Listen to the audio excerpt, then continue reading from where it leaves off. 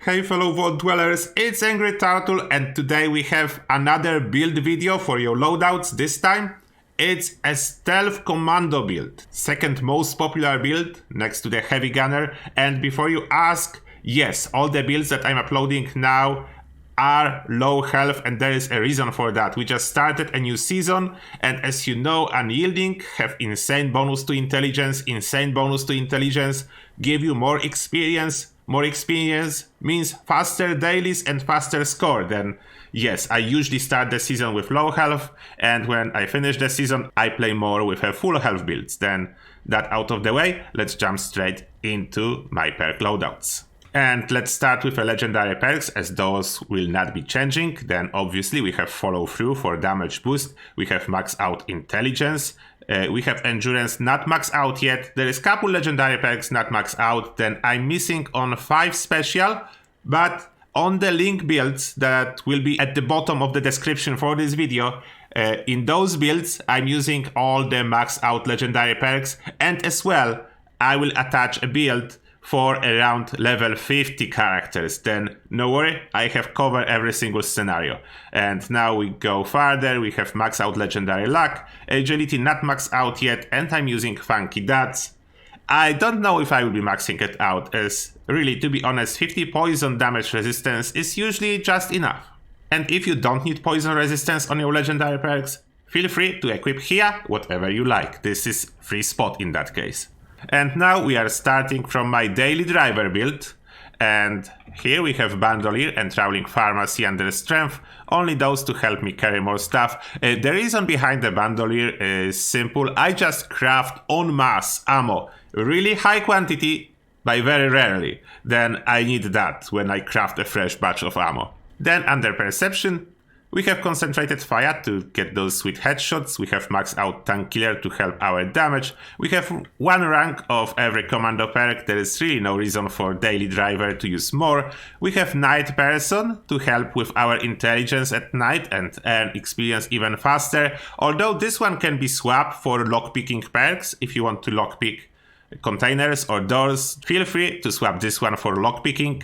Then we have Panapictagraphis and Percepti Bubble, as we need to find those sweet intelligence and leader bubble heads and those magazines that boost our experience gain. Then this is super helpful. Under endurance, it's at this moment 6, but it will be 11. Then apart from the Chem Fent to boost our duration on bare mentats and fireproof to help with explosions, we'll be getting Life Giver in here and Radical to improve our carry weight. Then we'll be way more tanky when this build will be 100% finished, but that requires a lot of spare cards to scrap. Under charisma we have strength in numbers and inspirational for obvious reasons. Then under intelligence we're going nerd rage for damage at low health, gunsmith to keep our guns up and running for longer, scrapper to get resources for ammo crafting, first aid for extra tankiness, all the hacker perks because there is really nothing else that can use this intelligence. And we do have 15 intelligence base plus legendary intelligence on top of that. Then we are starting with 20 intelligence again to get experience faster and score faster. Under agility we have escape artist, as we'll be using sneak. Basically this build it will be sprint then sneak to do it fast. After that we have Gunfu. This is kind of necessary as otherwise VATs tend to drop the target too early. Then we have Born Survival for survivability, Evasive for extra resistance in case we'll be shot upon, Adrenaline, we have Dodgy as well. If it will come to playing daily ops, Dodgy will be really good. And Action Girl to get this AP a little bit faster, as there is nothing really necessary for daily driver. Then I could drop agility to 10, but I don't see where I will use additional 2 points, then I prefer it like that. Under luck we have of course Star Jeans, Class Freak and Good with Salt, and on top of that Curator to get our bubbleheads and magazines running for longer, and Serendipity again to increase our survivability, as daily driver will be used in daily ops, and as you know, one of the daily ops you cannot sneak, and second daily op you cannot really sneak all the time as well, because you need to run and play hide and seek with super mutants. Then that will be daily driver. Then we have a second loadout that's more damage focus, and this loadout will be used only for like one purpose, when be doing Scourge Beast Queen and the Colossus, as there is really no other content in the game that requires you to go full damage on Stealth Commando, as Stealth Commando itself have a high damage. And now of course legendary perks are the same, we are keeping the same carry weight perks under strength. Under perception it's different now, as we have concentrated fire rank 1, but after that tank killer max out, master commando rank 2 as there is not enough room, and ground pounder max out, commando max out, expert commando max out. Then we are losing on master commando 1 point, but we need to sacrifice something, and DPS wise ground pounder max out is better than max out master commando. Under endurance it will be the same situation, Camfend, fireproof, and later on life giver and radicul. Under charisma we have different perks now, as on top of strength in numbers we are using tenderizer to do even more damage, and party gear for our Sweetwater special blend to give us 15 perception. And under intelligence we have much less intelligence, as experience is not our priority in this moment. Then we are running Nerd Rage and Gunsmith to do not break a weapon during the fight. If you would really like to, you can drop 2 points out of the intelligence. You cannot more because we have legendary intelligence, and use those 2 points under endurance to be a little bit more tanky. But I like it like that.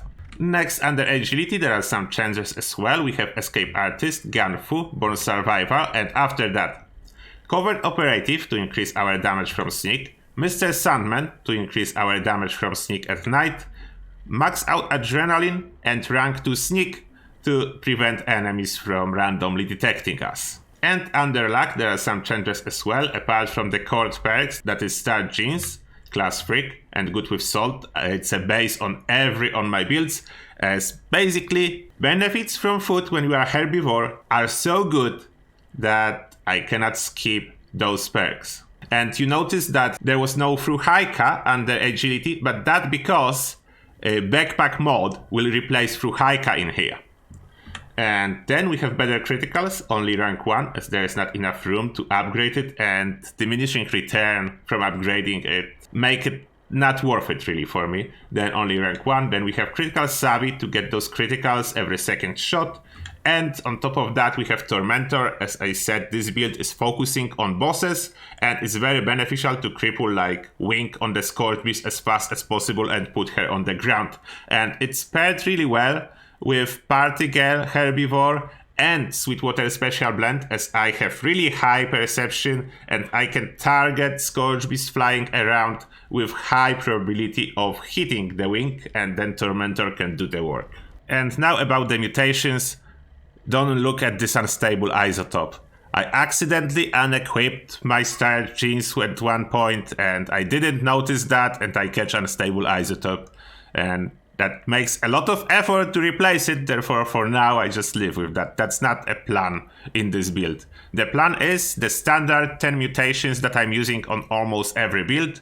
Adrenal Reaction for damage, Burn Balls for sneak, Eagle Eyes for more damage and hit chance, Egghead for more experience and scoreboard faster, Empath for tankiness when you are on a team. If you do not play on the team, don't take Empath and they take Lone Wanderer instead. Herbivore for those sweet bonuses from food. Herb Mentality for special all over the board.